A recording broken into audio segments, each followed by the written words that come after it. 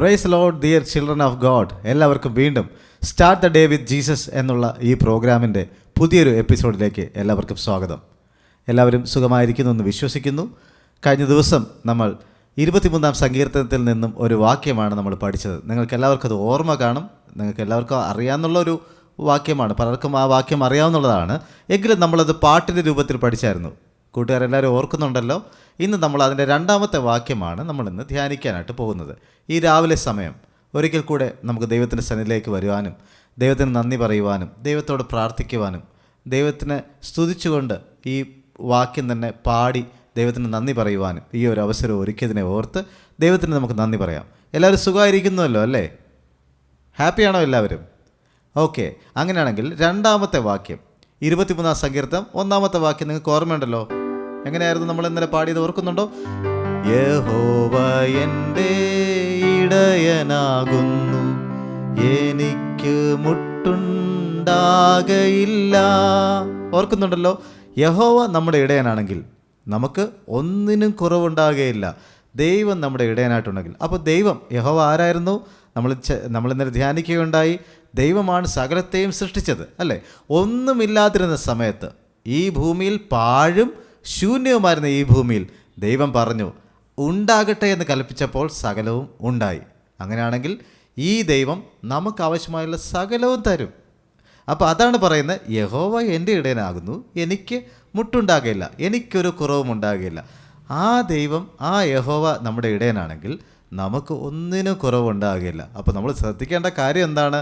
നമ്മൾ ആ ഇടയൻ്റെ കീഴിൽ വളരെ അനുസരണയുള്ള, വളരെ സ്നേഹമുള്ള ആടുകളെപ്പോലെ നമ്മൾ ജീവിക്കുക അല്ലേ?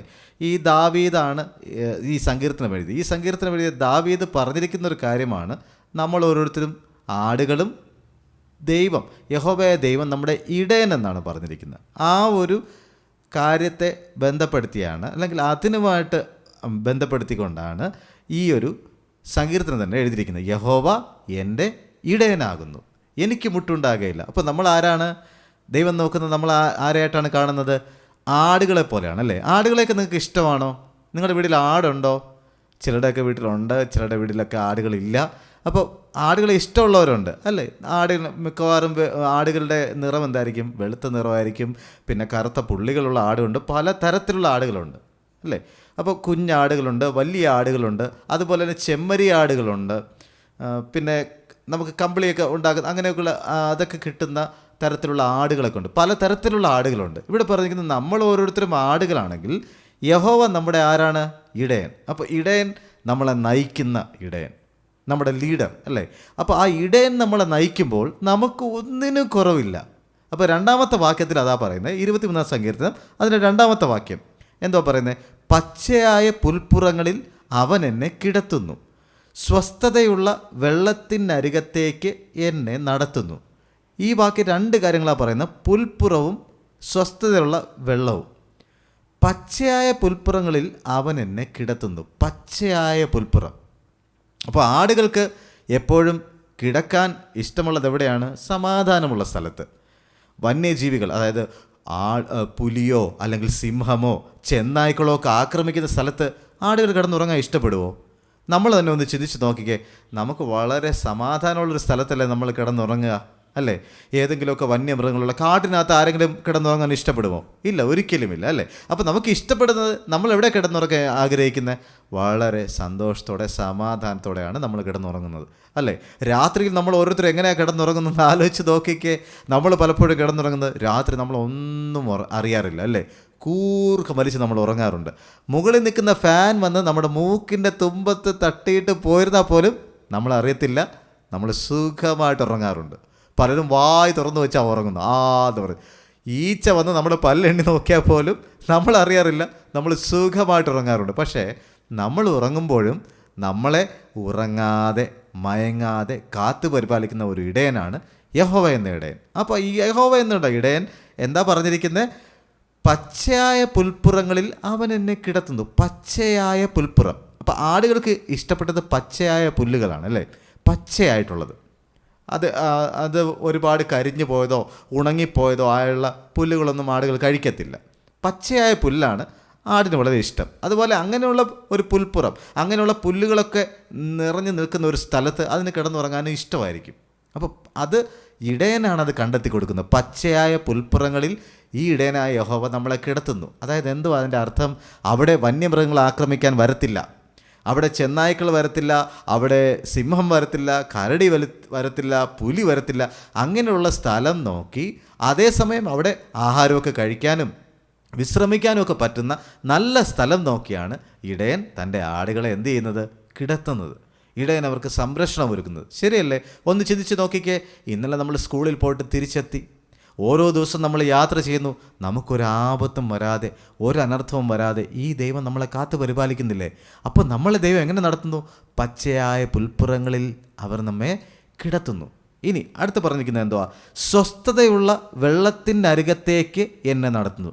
സ്വസ്ഥതയുള്ള വെള്ളം, ഇതിന് ആത്മീക അർത്ഥം ഒത്തിരി ഉണ്ടെങ്കിലും നമുക്കിപ്പോൾ വളരെ സിമ്പിളായിട്ടാണ് നമ്മൾ ചിന്തിക്കുന്നത്. സ്വസ്ഥതയുള്ള വെള്ളം, അല്ലേ? വളരെ സമാധാനമായിട്ടുള്ള വെള്ളം. ചില സ്ഥലങ്ങളിൽ വെള്ളത്തിന് അകത്ത് വസിക്കുന്ന കുറേ ജീവികളുണ്ട്, അല്ലേ? വെള്ളത്തിനകത്ത് മുതല, ചീങ്കണ്ണി, ഇങ്ങനെയുള്ള ചില ജീവികൾ വെള്ളത്തിനകത്താണ്. അപ്പോൾ ആ സ്ഥലത്ത് ആടെങ്ങാനും വെള്ളം കുടിക്കാൻ പോവുകയാണെങ്കിൽ എന്ത് ചെയ്യും? ഈ മൃഗങ്ങൾ ആടിനെ ആക്രമിക്കാൻ സാധ്യതയുണ്ട്. അപ്പോൾ സ്വസ്ഥത എന്ന് പറഞ്ഞാൽ സമാധാനമുള്ള, സ്വസ്ഥതയുള്ള വെള്ളത്തിനകത്തേക്ക് ഇടയൻ യഹോവയായ ദൈവം നമ്മളെ എന്ത് ചെയ്യുന്നു? നടത്തുന്നു, അല്ലേ? ഈ സ്വസ്ഥതയുള്ള വെള്ളത്തിനകത്തേക്ക് എന്നെ നടത്തുന്നു. ഇപ്പോൾ ഇടയനറിയാം എവിടെയാണ് ആടുകൾക്ക് ഏറ്റവും അനുയോജ്യമായ വെള്ളമുള്ളത്, എവിടെയാണ് അവർക്ക് സുരക്ഷിതമായിട്ട് നിന്ന് വെള്ളം കുടിക്കാൻ പറ്റുന്ന സ്ഥലമെന്ന് ഇടയനറിയാം. ശരിയല്ലേ? ശരിയല്ലേ മക്കളെ? ഇപ്പോൾ നമ്മുടെയൊക്കെ ജീവിതത്തിൽ തന്നെ നിങ്ങൾക്ക് ഒത്തിരി ആഗ്രഹങ്ങളുണ്ടായിരിക്കും. നിങ്ങൾ ചിലപ്പോൾ ടോയ്സിനൊക്കെ വേണ്ടി ഞാൻ കൊച്ചു കൂട്ടുകാരെയൊക്കെ കണ്ടിട്ടുണ്ട്. അവരെവിടെയെങ്കിലുമൊക്കെ എന്തെങ്കിലുമൊക്കെ സാധനങ്ങളൊക്കെ വാങ്ങാൻ പോയാൽ, ഷോപ്പിംഗ് മാളിലൊക്കെ പോയി കഴിഞ്ഞാൽ അവിടെ നിന്ന് ചിലർ ബഹളം ഉണ്ടാക്കാറുണ്ട്. എനിക്ക് ആ കാറ് വേണം, എനിക്ക് ആ സൈക്കിൾ വേണം, എനിക്ക് ആ ടോയ് വേണം എന്നൊക്കെ പറഞ്ഞ് ഭയങ്കര ബഹളം ഉണ്ടാക്കാറുണ്ട്. അപ്പോൾ പലപ്പോഴും അവരുടെ പപ്പയും അമ്മയും ഒക്കെ അവരോട് പറയാറുണ്ട്, പിന്നെ നിനക്ക് വാങ്ങിത്തരാം, ഞാനത് പിന്നെ വാങ്ങിത്തരാം എന്ന് പറയാറുണ്ട്. ഒരുപക്ഷെ നമ്മളിങ്ങനെ വാശി പിടിക്കുമ്പോൾ ഈ ടോയ് വാങ്ങിത്തരാനുള്ള കാശ് അവരുടെ കയ്യിൽ ഉണ്ടാകണമെന്നുണ്ടോ? ഇല്ല. പക്ഷെ നമ്മളതൊന്നറിയില്ല, നമുക്കത് വേണം എന്ന് പറഞ്ഞ് വാശി പിടിച്ച് പല കുട്ടികളും കരയാറുണ്ട്. അത് നല്ല ശീലമല്ല കേട്ടോ. അങ്ങനെയുള്ള ശീലം ഉണ്ടെങ്കിൽ നിങ്ങൾ അതെല്ലാം മാറ്റി വെക്കണം. അങ്ങനെ ചെയ്യരുത്. കാരണം ദൈവത്തിന് അങ്ങനെ ഇഷ്ടമല്ല. ദൈവത്തിന് അങ്ങനെ ചെയ്യുന്ന കുഞ്ഞു കുട്ടികളായിരിക്കുമ്പോൾ തന്നെ നിങ്ങളെങ്ങനെ വാശി പിടിച്ച് നിങ്ങൾ അങ്ങനെ കരയാൻ പാടില്ല. ഓക്കെ? അതായത് നിങ്ങൾ ഒരു സാധനം വേണമെന്ന് പറഞ്ഞ് പപ്പയോടോ അമ്മയോടൊക്കെ ബഹളം ഉണ്ടാക്കാൻ പാടില്ല. പിന്നെ അവിടെ ഷോപ്പിംഗ് മാളിൽ എല്ലാവരും നിൽക്കുമ്പോൾ അല്ലെങ്കിൽ മറ്റുള്ള മുമ്പിൽ തന്നെ അവിടെ തറയിൽ കിടന്ന് എഴയുക. ചില കുട്ടികളുണ്ട് ഭയങ്കരമായിട്ട് ബഹളം വയ്ക്കുക. ഇതൊന്നും ചെയ്യാൻ പാടില്ല കേട്ടോ. നമ്മുടെ പപ്പായും അമ്മായും ഒക്കെ നമുക്ക് ആവശ്യമായിട്ടുള്ള സാധനങ്ങളെല്ലാം നമുക്ക് തന്നെ വാങ്ങിത്തരും. ശരിയല്ലേ? അപ്പോൾ ദൈവത്തിനറിയാം നമുക്ക് എന്തൊക്കെ വേണമെന്നുള്ളത്. അതുകൊണ്ട് ദൈവം നമുക്ക് ആവശ്യമായിട്ടുള്ള എല്ലാ കാര്യങ്ങളും ദൈവം നമുക്ക് ചെയ്തു തരും. അതാണ് രണ്ടാമത്തെ വാക്യം പറയുന്നത്. എന്താ അത്? പച്ചയായ പുൽപ്പുറങ്ങളിൽ അവൻ എന്നെ കിടത്തുന്നു, സ്വസ്ഥതയുള്ള വെള്ളത്തിനരികത്തേക്ക് എന്നെ നടത്തുന്നു. ഒന്ന് പറഞ്ഞു നോക്കാമോ ആ ഒരു വാക്യം? എല്ലാവരും ഒന്ന് ചേർന്ന് പറഞ്ഞേ. പച്ചയായ പുൽപ്പുറങ്ങളിൽ അവൻ എന്നെ കിടത്തുന്നു, സ്വസ്ഥതയുള്ള വെള്ളത്തിനരികത്തേക്ക് എന്നെ നടത്തുന്നു. ശരിയല്ലേ? അപ്പോൾ നമ്മൾ ഇന്ന് രാവിലെ നമ്മൾ ഈ വചനം കേട്ടതിന് ശേഷം നമ്മൾ പ്രാർത്ഥിക്കുവാണ്. എന്താ നമ്മൾ പ്രാർത്ഥിക്കുന്നത്? ഇന്നലെ നമ്മൾ പ്രാർത്ഥിച്ചതുപോലെ, ദൈവമേ, ഇന്ന് ഞങ്ങളുടെ ദിവസം ആരംഭിക്കുവാണ്, നമ്മളിതാ സ്കൂളിലേക്ക് പോവുകയാണ്, നമ്മൾ യാത്ര ചെയ്യുവാണ്.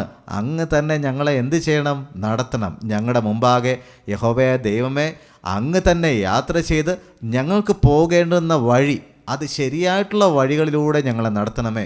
തെറ്റായിട്ടുള്ള വഴികളിലേക്ക് പോകാതെ ശരിയായിട്ടുള്ള വഴി, നല്ല ശീലമുള്ള മക്കളായി, അനുസരണയുള്ള മക്കളായി, മാതൃകയുള്ള മക്കളായി, പപ്പായ്ക്കും അമ്മയ്ക്കും ഒക്കെ ഒത്തിരി സന്തോഷം കൊടുക്കുന്ന മക്കളായി, അതുപോലെ ദൈവത്തിൻ്റെ വചനമൊക്കെ അനുസരിക്കുന്ന നല്ല മക്കളായിട്ട് ഞങ്ങളെ നടത്തണമേ എന്നാണ് നമ്മൾ പ്രാർത്ഥിക്കുന്നത്. ശരിയല്ലേ? ഈ രണ്ടാമത്തെ വാക്യം നമുക്കൊന്നുകൂടെ ഒന്ന് പറയുമ്പോൾ, പച്ചയായ പുൽപ്പുറങ്ങളിൽ അവൻ എന്നെ കിടത്തുന്നു, സ്വസ്ഥതയുള്ള വെള്ളത്തിൻ്റെ അരികത്തേക്ക് എന്നെ നടത്തുന്നു. നമ്മൾ ഇന്നലെ അത് പാട്ടായിട്ട് ഒന്നാമത്തെ വാക്യം പഠിച്ചു. രണ്ടാമത്തെ വാക്യവും നമ്മൾ ആ പാട്ടായിട്ടാണ് പഠിക്കാൻ പോകുന്നത്. റെഡിയാണോ നിങ്ങൾ? ഓക്കെ. പച്ചയായ പുൽപ്പുറങ്ങളിൽ അവൻ എന്നെ കിടത്തുന്നു. അപ്പോൾ അത് നമുക്കൊന്ന് പാട്ടായിട്ടൊന്ന് പാടി നോക്കാം. പച്ചയായ പുൽപ്പുറങ്ങളിൽ അവൻ എന്നെ പാടാമോ? പച്ചയായ പുൽപ്പുറങ്ങളിൽ അവൻ എന്നെ കിടത്തുന്നു. അപ്പോൾ രണ്ടാമത്തെ വാക്യത്തിൻ്റെ ഒന്നാമത്തെ ഭാഗം ഇതായിരുന്നു, പച്ചയായ പുൽപ്പുറങ്ങളിൽ അവൻ എന്നെ കിടത്തുന്നു. പച്ചയായ പുൽപ്പുറങ്ങളിൽ അവൻ എന്നെ കിടത്തുന്നു. അടുത്തെന്തുവായിരുന്നു? സ്വസ്ഥതയുള്ള വെള്ളത്തിനരികത്തേക്ക് എന്നെ നടത്തുന്നു. സ്വസ്ഥതയുള്ള വെള്ളത്തിനരികത്തേക്ക് എന്നെ നടത്തുന്നു. സ്വസ്ഥതയുള്ള വെള്ളത്തിനരികത്തേക്ക് എന്നെ നടത്തുന്നു. പഠിച്ചല്ലോ ആ രണ്ടാമത്തെ വാക്യം. നമുക്ക് ഒരുമിച്ചൊന്ന് പാടാമോ? ഞാനിപ്പോൾ 2 പ്രാവശ്യം പാടിയത് നിങ്ങൾക്ക് മനസ്സിലാകാൻ വേണ്ടിയിട്ടാണ്. അങ്ങനെയല്ല, ഓരോ പ്രാവശ്യം മാത്രം പാടിയാൽ മതി.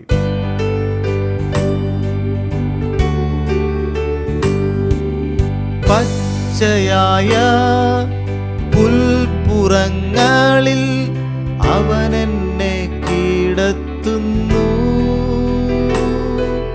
സ്വസ്ഥതയുള്ള വെള്ളത്തിനരികത്തേക്ക് എന്നെ നടത്തുന്നു. പച്ചയായ പുൽപ്പുറങ്ങളിൽ അവൻ എന്നെ കിടത്തുന്നു. സ്വസ്ഥതയുള്ള വെള്ളത്തിനരികത്തേക്ക് എന്നെ നടത്തുന്നു. എളുപ്പമല്ലേ? എല്ലാവരും പഠിച്ചെന്ന് വിശ്വസിക്കുന്നു. ഓക്കെ, എളുപ്പമല്ലേ? നമുക്കൊന്ന് പാടി നോക്കാമോ? പച്ചയായ പുൽപ്പുറങ്ങളിൽ. പച്ചയായ പുൽപ്പുറങ്ങളിൽ അവൻ എന്നെ കിടത്തുന്നു. പടം. പച്ചയായ പുൽപ്പുറങ്ങളിൽ അവൻ എന്നെ കിടത്തുന്നു. സ്വസ്ഥതയുള്ള വെള്ളത്തിനരികത്തേക്ക് എന്നെ നടത്തുന്നു. പടം. സ്വസ്ഥതയുള്ള വെള്ളത്തിനരികത്തേക്ക് എന്നെ നടത്തുന്നു. എളുപ്പമല്ലേ? രണ്ടാമത്തെ വാക്യം ഒന്നൊരുമിച്ചൊന്ന് പാടാം. പച്ചയായ പുൽപ്പുറങ്ങളിൽ അവൻ എന്നെ കിടത്തുന്നു. സ്വസ്ഥതയുള്ള വെള്ളത്തിനരികത്തേക്ക് എന്നെ നടത്തുന്നു. എല്ലാവരും പഠിച്ചു കഴിഞ്ഞു. ഇനി നമുക്ക് എന്ത് ചെയ്യാം? ആദ്യം നമ്മൾ ഇന്നലെ പഠിച്ച വാക്യവും ഇന്ന് പഠിച്ച വാക്യവും, അപ്പോൾ 2 വാക്യമായി. രണ്ടും കൂടെ നമുക്ക് ഒരുമിച്ചൊന്ന് പാടി നോക്കാമോ? ഓക്കെ, ഒരുമിച്ചൊന്ന് പാടാം.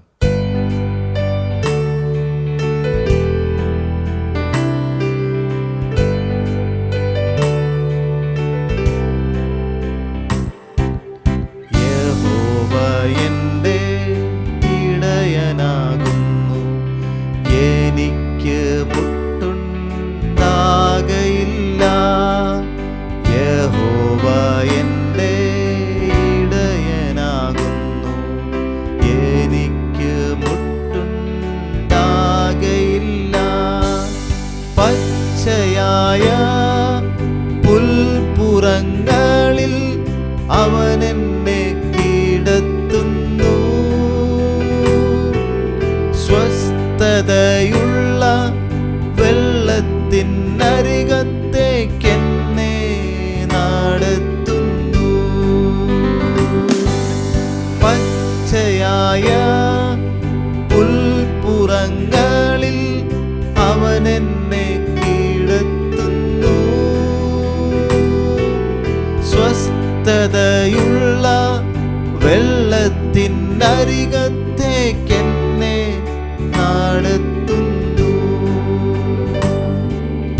യഹോവ എൻ്റെ ഇടയനാകുന്നു, എനിക്ക് മുട്ടുണ്ടാകയില്ല. യഹോവ എൻ്റെ ഇടയനാകുന്നു, എനിക്ക് മുട്ടുണ്ടാകയില്ല.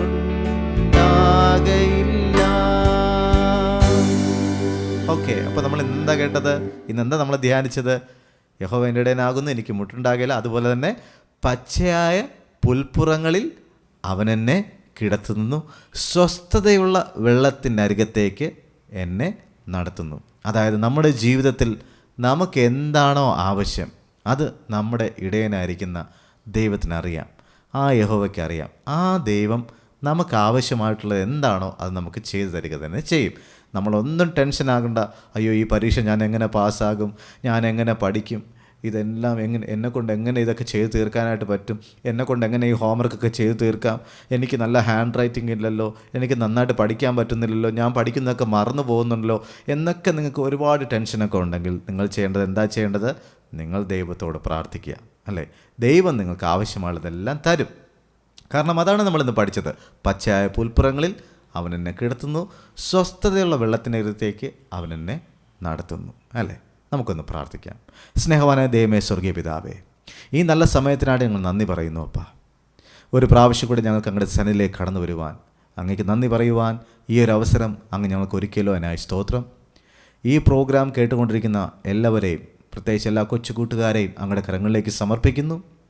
ദൈവമേ, ഞങ്ങൾ ഇന്ന് ധ്യാനിച്ചതുപോലെ അങ്ങ് ഞങ്ങൾക്ക് സകലവും തരുന്നൊരു ദൈവം, ഞങ്ങൾക്ക് ആവശ്യമായുള്ളത് എന്താണെന്നറിഞ്ഞ് ഏറ്റവും സുരക്ഷിതമായിട്ടുള്ള സ്ഥലങ്ങളിൽ ഞങ്ങളെ കാത്തു പരിപാലിക്കുന്ന ദൈവം, ഞങ്ങൾക്ക് ഏറ്റവും അനുഗ്രഹമായിട്ടുള്ള കാര്യങ്ങൾ മാത്രം, സമാധാനപരമായിട്ടുള്ള കാര്യങ്ങൾ മാത്രം ഞങ്ങൾക്ക് അങ്ങ് ചെയ്തു തരുന്ന ദൈവം, അങ്ങയെ സ്തുതിക്കുവാനും അങ്ങയുടെ ആടുകളായിട്ടിരിക്കുവാനും അങ്ങ് പറയുന്നതനുസരിച്ച് ജീവിക്കുവാനും ഞങ്ങളെ ഓരോരുത്തരെയും അങ്ങ് ഒരുക്കുകയും സഹായിക്കുകയും ചെയ്യണമെന്ന് പ്രാർത്ഥിക്കുന്നു. പ്രത്യേകിച്ച് ഇത് കേട്ടുകൊണ്ടിരിക്കുന്ന എല്ലാ കുഞ്ഞുങ്ങളെ ഓർത്ത് പ്രാർത്ഥിക്കുന്നു. അവരിന്ന് സ്കൂളിലേക്ക് പോവുകയാണ് കർത്താവേ, അവരുടെ പോക്കിലും വരവിലും ദൈവത്തിൻ്റെ സാന്നിധ്യം കൊണ്ടിരിക്കണമേ. അങ്ങയുടെ ദൂതന്മാരെ അയച്ച് അവരെ കാവൽ ചെയ്യണമെന്ന് പ്രാർത്ഥിക്കുന്നു. അവരുടെ യാത്രകളിൽ ആപത്തുകളോ അനർത്ഥങ്ങളോ ഒന്നും വരാതെ വണ്ണം കർത്താവെ അവരെ അങ്ങ് കാത്തു പരിപാലിക്കണമെന്ന് പ്രാർത്ഥിക്കുന്നു. യേശുക്രിസ്തുവിൻ്റെ രക്തക്കോട്ടയ്ക്കുള്ളിൽ അവരെ മറയ്ക്കണമെന്ന് പ്രാർത്ഥിക്കുന്നു. അവരവരുടെ സ്കൂളിലും അവരുടെ വീട്ടിലും കർത്താവെ, അവരുടെ കൂട്ടുകാർക്കും എല്ലാവർക്കും അവരൊരു അനുഗ്രഹമായിരിക്കട്ടെ കർത്താവെ. വഴിതെറ്റിപ്പോകാതെ ദൈവത്തിൻ്റെ വചനപ്രകാരം ജീവിക്കുവാനും കർത്താവെ, മാതാപിതാക്കൾക്കും അതുപോലെ ആ ദേശത്തിനും അവരുടെ കർത്താവെ ക്ലാസ്സിനും എല്ലാവർക്കും കർത്താവെ അനുഗ്രഹമായിട്ട് മാറുവാൻ അവരെ ഓരോരുത്തരെയും അങ്ങ് സഹായിക്കുകയും അനുഗ്രഹിക്കുകയും ചെയ്യണമെന്ന് പ്രാർത്ഥിക്കുന്നു. ഇന്ന് എല്ലാ കുഞ്ഞുങ്ങൾക്കും ആവശ്യമായിട്ടുള്ള സകല കാര്യങ്ങളും അങ്ങ് നടത്തി കൊടുക്കണമെന്ന് പ്രാർത്ഥിക്കുന്നു. അവർക്ക് ആരോഗ്യവും ബുദ്ധിശക്തിയും ഓർമ്മശക്തിയും എല്ലാം നൽകണമെന്ന് പ്രാർത്ഥിക്കുന്നു. ദൈവമേ, പ്രയാസങ്ങളിലും അതുപോലെ കർത്താവെ രോഗികളായിട്ടിരിക്കുന്ന എല്ലാ കുഞ്ഞുങ്ങൾക്കായിട്ടും പ്രാർത്ഥിക്കുന്നു. പനിയും ജലദോഷവും അതുപോലെ ചുമയുടെ പ്രശ്നങ്ങളും തലവേദനയൊക്കെ ആയിട്ട് കർത്താവെ സ്കൂളിൽ പോകാൻ കഴിയാത്ത എല്ലാ കുഞ്ഞുങ്ങളെയും സമർപ്പിക്കുന്നു. എത്രയും വേഗം അവരെല്ലാവരും സൗഖ്യമാകട്ടെ കർത്താവെ. ഞങ്ങളിപ്പോൾ പ്രാർത്ഥിക്കുമ്പോൾ കർത്താവെ ഒരുമിച്ച് പ്രാർത്ഥിക്കുന്നു. എല്ലാ കുഞ്ഞുങ്ങളുടെ മേലും അങ്ങയുടെ സൗഖ്യമാകുന്ന കരം ഇപ്പോൾ വ്യാപരിക്കട്ടെ കർത്താവെ. യേശുക്രിസ്തുവിൻ്റെ നാമത്തിൽ അവർ സൗഖ്യമാകട്ടെ കർത്താവെ. യഹോവ റാഫ സകലരെ സൗഖ്യമാകട്ടെ കർത്താവ്. സൗഖ്യമാക്കണമെന്ന് പ്രാർത്ഥിക്കുന്നു. ഈ സമയത്ത് ഞങ്ങൾ പ്രാർത്ഥിക്കുമ്പോൾ ദൈവത്തിൻ്റെ വചനത്തെ അയച്ച് കർത്താവെ അങ്ങയുടെ അടിപ്പിണരുകൾ അവർക്ക് സൗഖ്യം വരട്ടെ കർത്താവെ. ആ സൗഖ്യത്തെ ഞങ്ങൾ ക്ലെയിം ചെയ്യുന്ന കർത്താവെ, അതങ്ങ് റിലീസ് ചെയ്യുന്നതിനായിട്ട് ഞങ്ങൾ നന്ദി പറയുന്നു. അപ്പ അങ്ങയുടെ സൗഖ്യം അവരുടെ മേൽ അങ്ങ് അയച്ചതിനായിട്ട് ഞങ്ങൾ നന്ദി പറയുന്നു കർത്താവെ. സകലരെയും അനുഗ്രഹിക്കണമേ, നന്മകളാലും കൃപകളാലും അങ്ങ് നിറയ്ക്കണമേ. ഇന്നവർ സ്കൂളിലൊക്കെ പോയി സന്തോഷത്തോടെ വൈകുന്നേരം മടങ്ങി വന്ന് അങ്ങേക്ക് നന്ദി പറയുവാനും അങ്ങയെ സ്തുതിക്കുവാനും സഹായിക്കണമെന്ന് പ്രാർത്ഥിക്കുന്നു. കർത്താവിൻ്റെ സാന്നിധ്യം ഞങ്ങളുടെ കൂടെ ഇരിക്കണമേ. യേശുക്രിസ്തു മുഖാന്തരം ഞങ്ങളുടെ പ്രാർത്ഥനകളും സ്വർഗീയ പിതാവേ, ആമേൻ. ഓക്കെ, അപ്പോൾ എല്ലാവർക്കും ഒരു സന്തോഷകരമായൊരു ദിവസം ആശംസിക്കുന്നു. സന്തോഷത്തോടെ പോവുക. ഇന്നത്തെ നിങ്ങളുടെ എല്ലാ കാര്യങ്ങളും പ്രാർത്ഥനയോടുകൂടെ മുമ്പിലോട്ട് പോവുക. ദൈവം നിങ്ങളുടെ കൂടെയുണ്ട്. വീണ്ടും കാണാം. God bless you. Have A blessed day.